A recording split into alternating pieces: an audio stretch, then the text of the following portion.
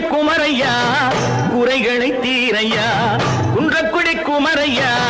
குறைகளை தீரையா வளமும் பொருள் நலமும் வளரும் அருள் இறையும் வளமும் பொருள் நலமும் வளரும் அருள் இறையும் சண்முகநாதன் சந்நிதி கண் கண்ட நிம்மதி சண்முகநாதன்